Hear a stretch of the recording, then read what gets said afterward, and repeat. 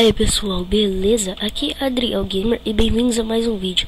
E dessa vez eu vou estar ensinando vocês a como fazer uma lareira automática. Então vamos lá.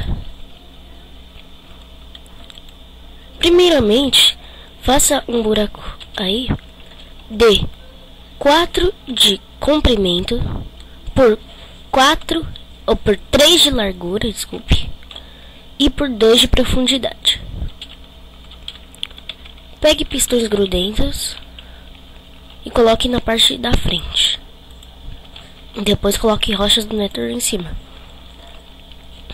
Pegue qualquer bloco para servir de apoio e coloque atrás das rochas do Nether. Pegue os ejetores e coloque em cima dos blocos de apoio e depois quebre-os. Depois pegue os isqueiros e coloque um em cada ejetor.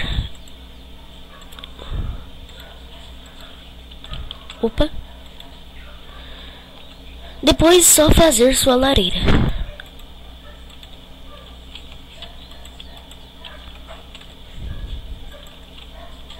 Fazer a minha assim.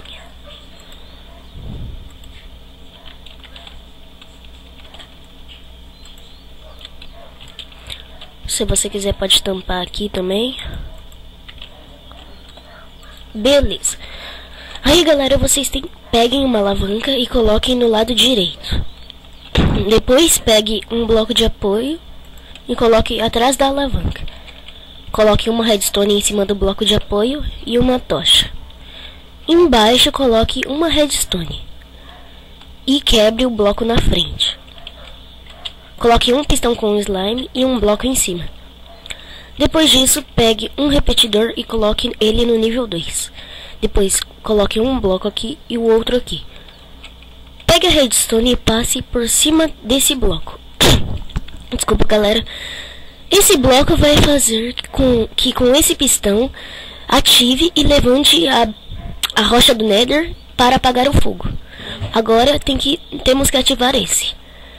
Então para fazer isso temos que passar uma redstone por aqui e colocar uma pedra na frente. Pronto galera, o circuito já está feito. Ó, vocês vão ver que já está funcionando. Ligou? Desligou. Então é isso galera.